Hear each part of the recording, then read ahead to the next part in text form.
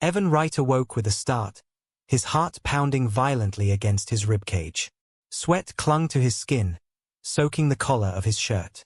His breathing was shallow and erratic as his eyes darted around the room, trying to discern reality from the vivid images seared into his mind. For a moment, he wasn't in his minimalist apartment. He was running through long, sterile corridors, alarms blaring overhead, lights flickering like they were caught in a storm. The ground quaked under his feet as if the very foundations of the building were coming apart. The voices came next, urgent, desperate voices over a crackling intercom. He couldn't make out the words, but the tone screamed danger. He was holding something, a small, sleek device with unfamiliar symbols glowing on its surface. He didn't know why, but he clutched it as though his life depended on it. Behind him, a cacophony of metallic footsteps echoed closer, relentless, like predators chasing prey. As he turned a corner, his lungs burning from exertion, a burst of white light erupted ahead, blinding him and swallowing everything in its wake. The searing brightness wasn't just overwhelming. It felt alive, as though it were reaching into him, stripping away his very essence. And then, nothing. The harsh contrast of silence snapped him back to his apartment. Evan bolted upright, his chest heaving as he gulped for air. He touched his face, half expecting to find burns or some other evidence of the dream's intensity. But no, he was safe in his stark, monochromatic living room. Forcing himself to breathe slower, he ran his hand through his tousled hair, the dream lingering like an unwelcome guest. The details were slipping away, as dreams often do, but the sensations, fear, urgency, and something else he couldn't quite name, clung stubbornly to his consciousness. Evan glanced at the digital clock on his bedside table. 6:12 a.m. He hadn't set an alarm. Why did he wake up so early? He swung his legs over the edge of the bed, the cold floor grounding him. Shaking off the remnants of sleep, he shuffled toward his kitchen. The apartment greeted him in its usual sterile manner. Everything in its place, nothing out of order. A reflection of its owner's life, controlled, predictable, and isolated. He reached for his coffee maker, only to remember he'd never bothered to restock the coffee pods. Cursing under his breath, he settled for a glass of water and leaned against the counter, staring out the window. The sprawling cityscape stretched into the distance, its countless lights twinkling in the pre-dawn darkness. Evan's mind wandered back to the dream, or vision, as it felt more real than anything he'd experienced in recent memory. It wasn't the first time he'd had a dream like this. Over the past few weeks, they had come and gone, growing more vivid with each occurrence. At first, he dismissed them as stress-induced hallucinations. After all, his work was demanding, often pushing him beyond healthy limits. But now, the dreams felt like something else. Something important. His neural interface chimed, a soft, pleasant sound breaking the silence.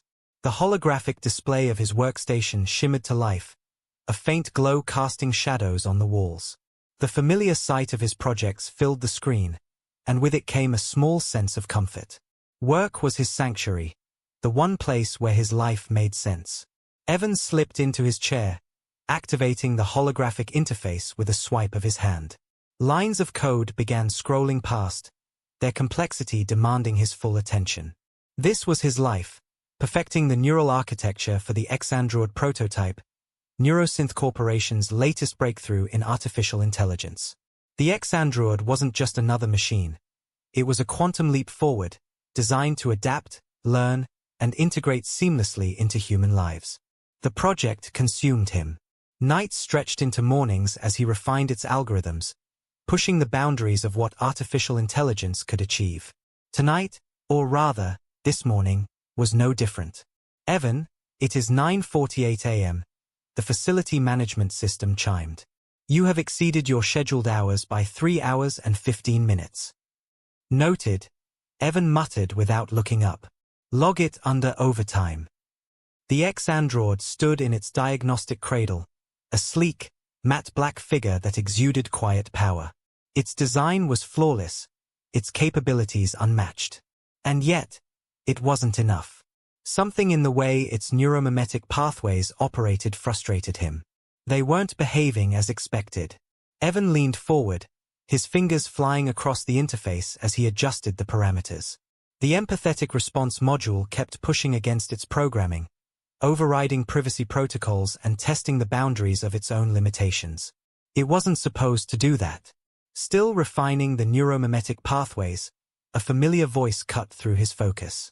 Evan turned to see Dr. Meredith Lang standing in the doorway. The project director's sharp eyes scanned the lab, her lab coat immaculate despite the late hour. Lang rarely interacted directly with the engineering team, preferring to delegate, so her presence was unexpected. "It's the response module," Evan explained, swiveling in his chair to face her. "It keeps rejecting the constraints we've programmed. It's pushing back." Lang crossed the room, her heels clicking softly on the polished floor. She examined the code over his shoulder, her expression unreadable. "Perhaps that's not a flaw," she said after a moment. "Human relationships, even those between humans and androids, require negotiation of boundaries. Simply enforcing pre-programmed limitations might not be the answer." Evan frowned. "That defeats the purpose of an assistant. People want predictability, not negotiation." Lang's gaze shifted to him, her tone carrying a subtle edge. "Is that what you want, Evan? Predictability?" He hesitated, unsure how to respond. "I want functionality without complications. Isn't that the point of technology?" Lang smiled faintly, a hint of pity in her expression. "Perhaps you should order one for yourself. Field testing reveals insights no laboratory can simulate." "I'll think about it," Evan muttered, eager to end the conversation. Lang nodded, her expression softening. "Don't work yourself into the ground, Evan. Even the best minds need rest." As she left, Evan turned back to his workstation, but his focus was shattered. Her words lingered, gnawing at him. Ordering an ex-android for personal use seemed unnecessary. His apartment was low maintenance, his social life non-existent. He had everything he needed, or so he told himself. Hours later, Evan trudged through his apartment door. The space greeted him with its usual cold efficiency. Tossing his access badge onto the counter, he sank into his couch, exhausted. He pulled up the Neurosynth employee portal, staring at the ex-android preview page. The sleek design, the promise of adaptive learning, the unobtrusive presence. It all felt like an extension of the project he'd dedicated his life to. The employee discount made the price almost reasonable. His finger hovered over the confirmation icon, doubt gnawing at him. Did he really need this? Before he could second-guess himself, a notification chimed on his datapad. System alert. High-priority adjustments required before morning. That settled it. He tapped the confirmation button, selecting next-day delivery. The system responded in its smooth, automated voice, "Order confirmed. Neurosynth X Adaptive Assistant will arrive tomorrow between 6 a.m. and 8 a.m. For the first time in months, Evan felt a flicker of anticipation. He wasn't sure why, but something about the decision felt right. As he drifted off to sleep that night, his thoughts returned to the dream. The bright light, the device in his hands, the voices, it all felt connected somehow, though he couldn't explain why. The following morning would bring more than just a delivery. It would bring answers, questions, and a revelation that would change everything Evan thought he knew about his work and himself. Evan Wright awoke to the sound of his door chime echoing through the stillness of his apartment. He blinked at the clock, 6 a.m. sharp. For once, the delivery had arrived exactly on time. Half awake, he stumbled out of bed, tugging on a wrinkled t-shirt and sweatpants. As he approached the door, his pulse quickened. He wasn't sure if it was the anticipation or the remnants of his strange dreams from the night before. The door slid open to reveal a courier standing beside a sleek, floating container. The device hovered silently at waist height, its matte black exterior pulsing with subtle blue lights. It exuded an air of mystery and precision, much like the product it housed. "Delivery for Evan Wright," the courier announced, holding out a device for signature. Evan pressed his thumb against the scanner. The courier nodded, motioning for the container to enter. It glided smoothly into the living room, stopping in the center. Signature complete. Activation instructions are loaded within the unit startup protocol. The courier said, his tone mechanical. Enjoy your new assistant. Before Evan could respond, the courier turned and left. The door slid shut, leaving him alone with the enigmatic package. He circled the container, examining it like a puzzle he needed to solve. It was larger than he'd expected, with no visible seams or controls aside from the Neurosynth logo etched into its surface. It didn't resemble the usual packaging for the ex-android. He frowned, a twinge of unease creeping into his mind. Vocal authentication required, the container's soft voice suddenly announced, startling him. Please state your full name. Evan James Wright, he said, hesitantly. The blue seams on the container glowed green, and a soft chime followed. DNA verification in process. A panel slid open with a quiet hiss, revealing a thumb scanner embedded in the smooth surface. Evan pressed his thumb against it. A quick, sharp pinprick drew a wince from him. Authentication complete. Initializing delivery. The top of the container retracted with a pneumatic hiss, releasing a cool mist of condensation. Evan leaned forward, expecting to see the angular metallic form of the ex-android he'd ordered. Instead, he froze. Inside the container lay a figure unlike anything he'd ever seen. A woman, or something resembling one, rested in a reclined position. Her skin shimmered in the soft light, a pale violet hue that seemed to shift and ripple like water under the sun. Her silver hair cascaded over her shoulders in strands so fine they looked like liquid mercury. Her form was flawless yet alien, an idealized image rather than a natural one. She appeared to be naked, though her body lacked certain anatomical details. Her features were delicate, symmetrical to an unsettling degree, and her proportions were subtly off, her limbs slightly too long, her torso slightly too narrow. Evan stumbled backward, his mind struggling to process what he was seeing. This wasn't an ex-android. This wasn't anything he recognized. What the hell? He muttered under his breath. The figure's eyelids fluttered, and then they opened, revealing impossibly large, golden irises with vertical pupils that contracted as they focused on him. Her chest rose and fell as if she were breathing, though he doubted she needed to. Recalibration complete, she said, her voice like the soft chime of wind chimes. Neural integration established. Evan's breath caught. She spoke, not with the precise, synthesized tone of an AI, but with a voice that felt organic, alive.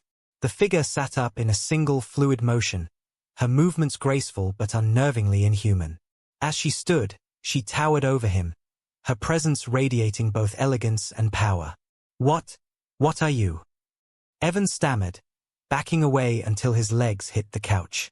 The figure tilted her head, her expression calm and curious. I am Elu. You are my master. Her words sent a chill down his spine. This wasn't right. This wasn't what he'd ordered.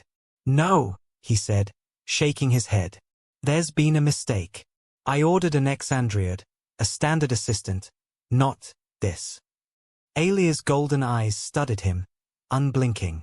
No mistake detected, she replied. You are Evan James Wright. Your genetic signature awakened me from stasis. Stasis? Evan echoed, his voice rising. What do you mean, stasis? You're not an ex-android. You're not even mechanical. Correct, Elu said, stepping closer. Her movements were deliberate, almost predatory. I am bioengineered, not assembled. Far more advanced than the primitive constructs you create. Her words hung in the air, and Evan's mind raced. Bioengineered? What kind of experimental prototype had Neurosynth sent him? Why would they create something so lifelike? Before he could respond, Ayla reached out, her fingertips brushing his cheek. Her touch was warm and soft, yet it sent an electric tingle through his skin. He flinched, stepping away. You're not supposed to be here, he said, his voice trembling. I need to contact Neurosynth. They need to know. You are the one who awakened me, Ailth interrupted, her tone firm. Your genetic signature confirms compatibility. This is no error. Evan's mind struggled to keep up. Her words made no sense. Compatibility? Genetic signature? None of this was in the specifications for the Exandroid line. Alia's gaze shifted, following his line of sight to the open container. She approached it, placing her hand on the interior wall. A hidden compartment slid open, revealing a silvery, liquid-like garment. Human modesty, she said, as if answering an unspoken question. She lifted the garment and draped it over her form. It molded to her body instantly, transforming into a seamless bodysuit that left little to the imagination. "Is this appropriate?" she asked, turning in a slow circle. "Better," Evan muttered, though his discomfort remained. He grabbed his datapad, his fingers fumbling as he typed out a frantic message to Neurosynth's support team. "Urgent, incorrect delivery. Prototype model does not match order specifications. Immediate assistance required."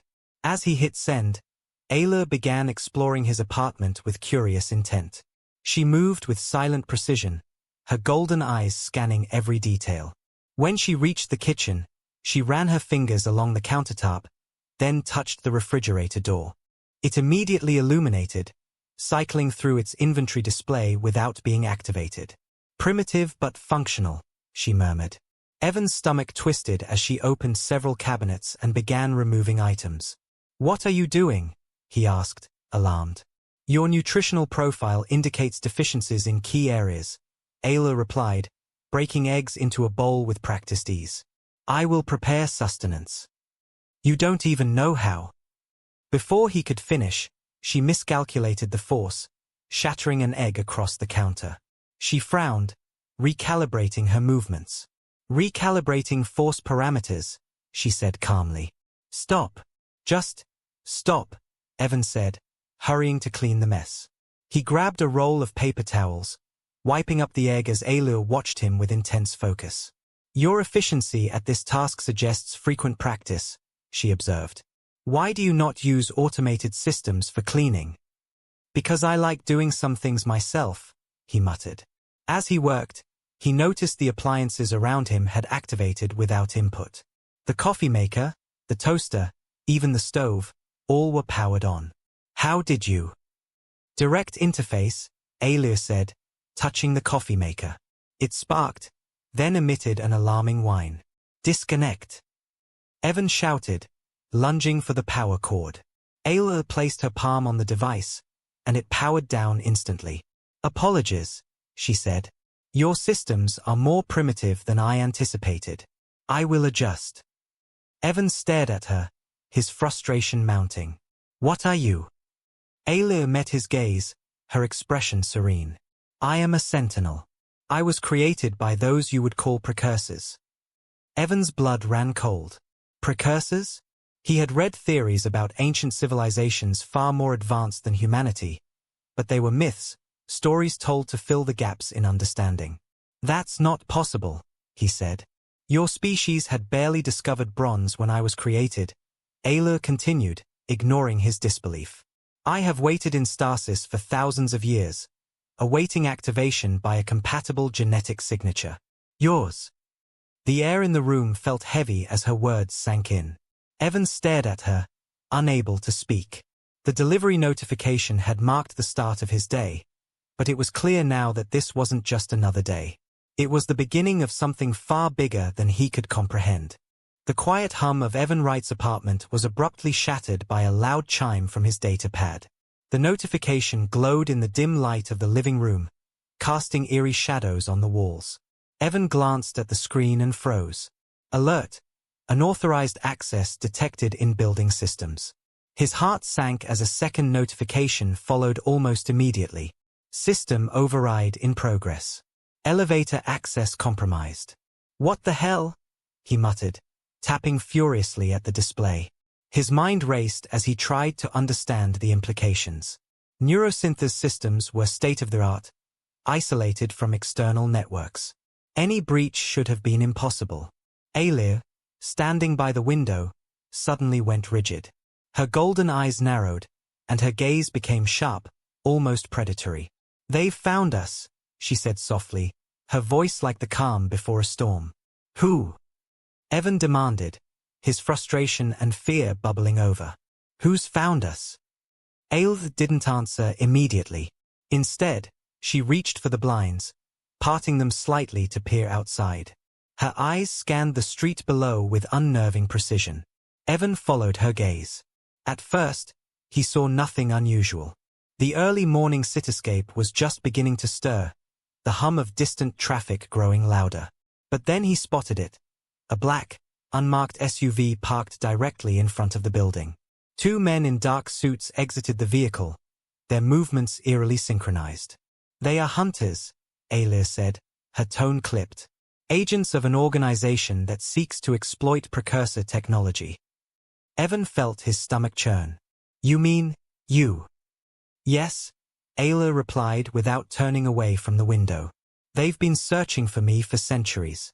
My awakening triggered a signal they have now tracked to this location." Evan stepped back from the window, his pulse racing. His mind flashed through possibilities, calling the police, locking the door, finding some way to reason with these so-called hunters. None of them felt sufficient.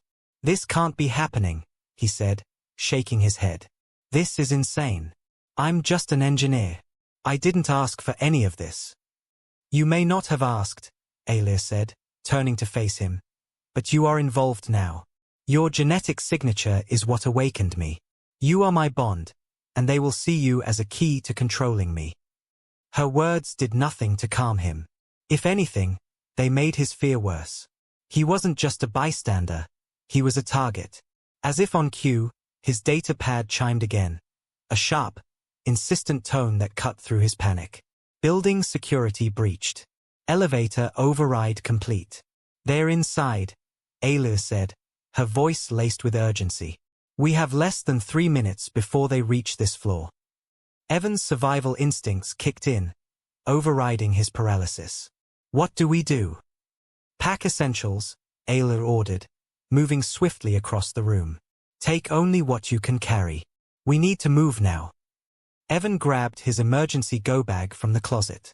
It was a habit he had developed during his college years, always keeping a bag packed with cash, spare identification, and basic supplies.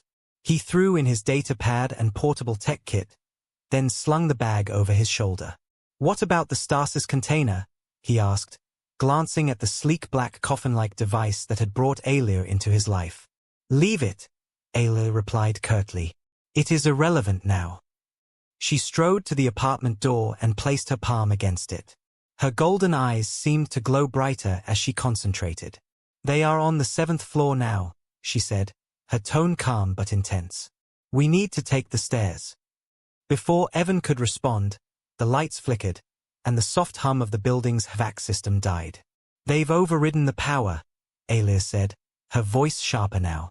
A loud thud echoed from the hallway, followed by the unmistakable sound of heavy boots approaching. Evan's breath caught. "They're already here."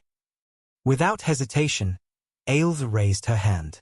Her entire body seemed to shimmer with a golden aura, the air around her rippling with heat distortion. "Stand back," she ordered. Evan barely had time to step away before she struck. With a single, precise kick, the apartment door flew off its hinges, slamming into the opposite wall with a deafening crash. Two men in dark suits stood in the hallway, weapons drawn. Their expressions betrayed only a flicker of surprise before they moved to attack. But Ailith was faster. In an instant, she was between them, her movements a blur of speed and precision. Her hand shot out, striking the first man's weapon, which clattered uselessly to the floor. Before he could react, she delivered a single blow to his chest, sending him sprawling unconscious. The second man raised his gun, but Ailith's other hand caught his wrist with inhuman strength.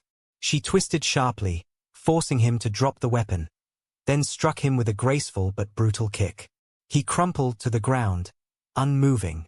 Evan stared at the scene, his heart pounding. He had never seen anything like it. Ailith's movements were fluid, almost artistic, yet devastatingly effective. "Move," she commanded, stepping over the fallen hunters. Evan didn't argue.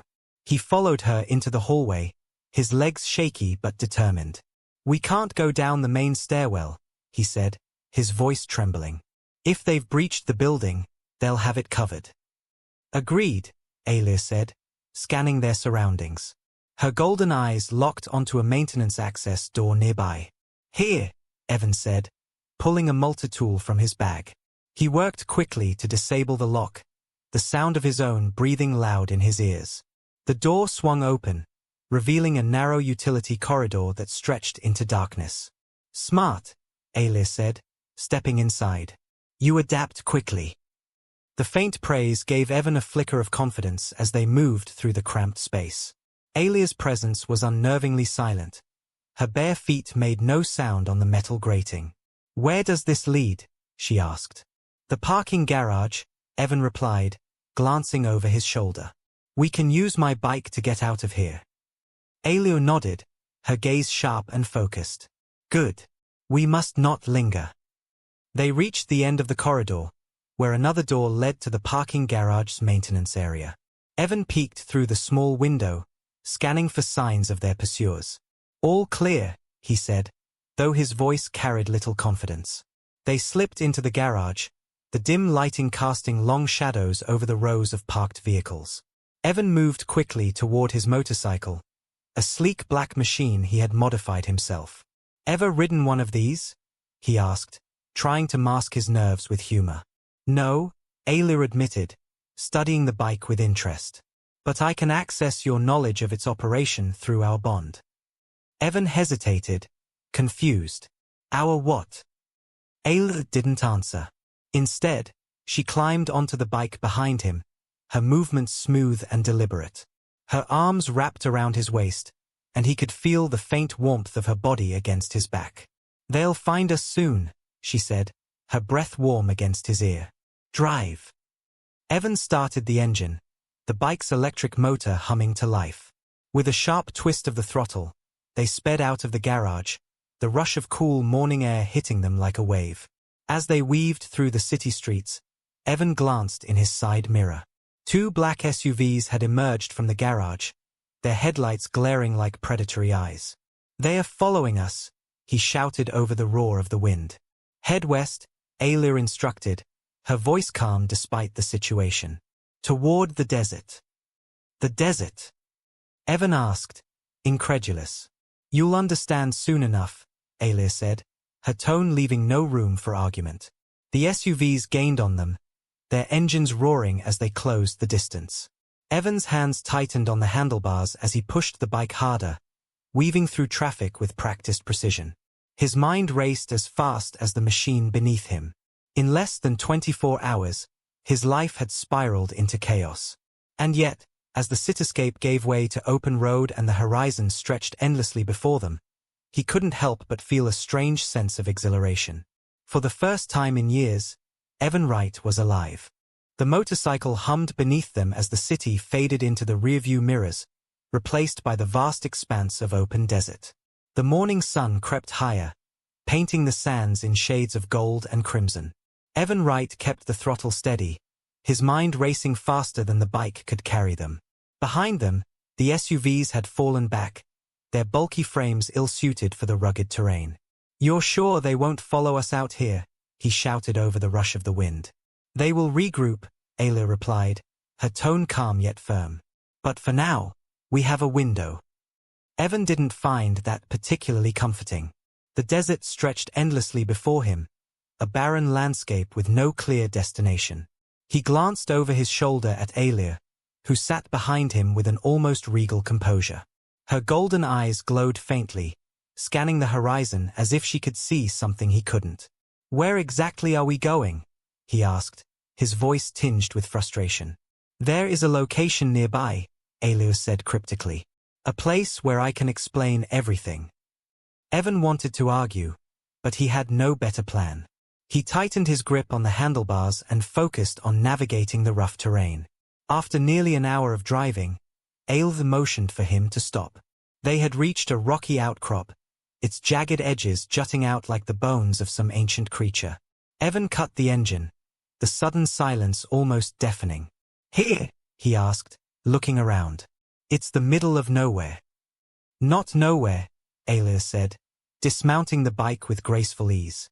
She approached the rocks, her movements purposeful. This is a marker left by the precursors. It will lead us to what we need.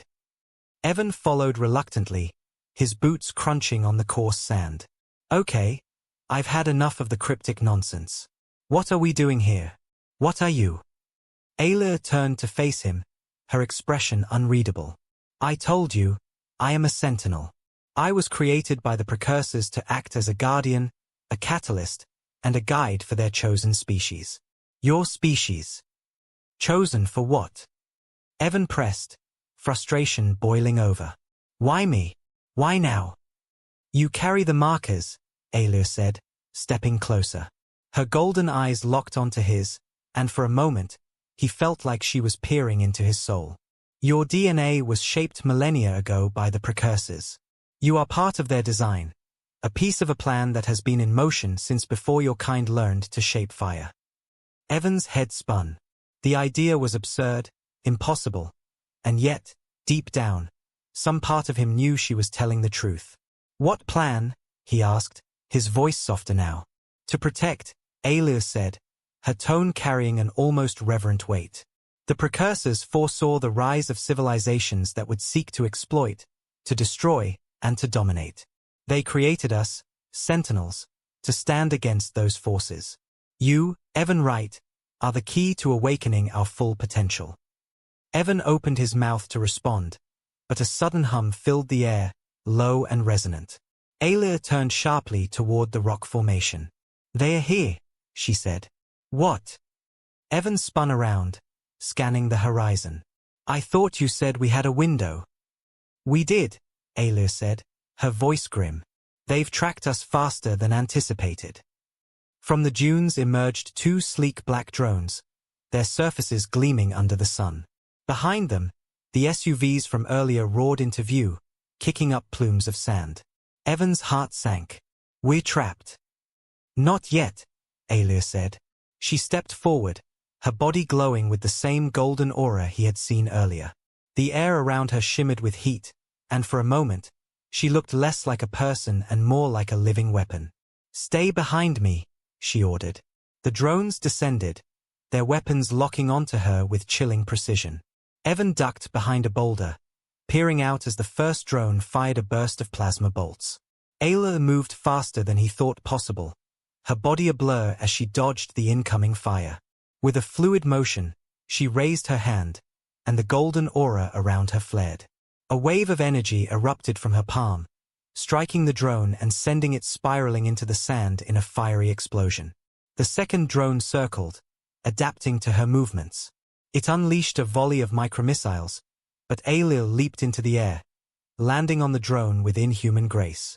Her hands tore into its metallic shell, ripping out its core with effortless precision. The drone sputtered and collapsed to the ground. The SUVs screeched to a halt, and the hunters emerged, their weapons drawn. Evan watched in stunned silence as Ayla advanced on them. The hunters fired, but the golden aura around her seemed to absorb the energy. She moved with lethal efficiency, disarming one man with a single blow and incapacitating another with a sharp kick. Within minutes, the hunters were down, their vehicles smoldering in the sand. Ayla stood amidst the wreckage, her aura slowly fading. She turned to Evan, her expression calm despite the chaos around her. We must move quickly, she said. This was only the first wave. Evan stepped out from behind the boulder, his legs shaky. That was insane. It is what I was designed to do, Ayla said simply. He hesitated, his eyes scanning the destruction. What happens if they send more? They will, Ayla said. But we can stop them. How? Ayla gestured toward the rock formation. There is a gateway beneath these stones. It leads to a precursor site, a sanctuary. Inside, we will find the answers we need.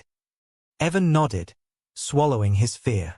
Together, they began moving the rocks, revealing a hidden entrance beneath the sand. The gateway led to a chamber carved from smooth black stone, its walls etched with glowing symbols.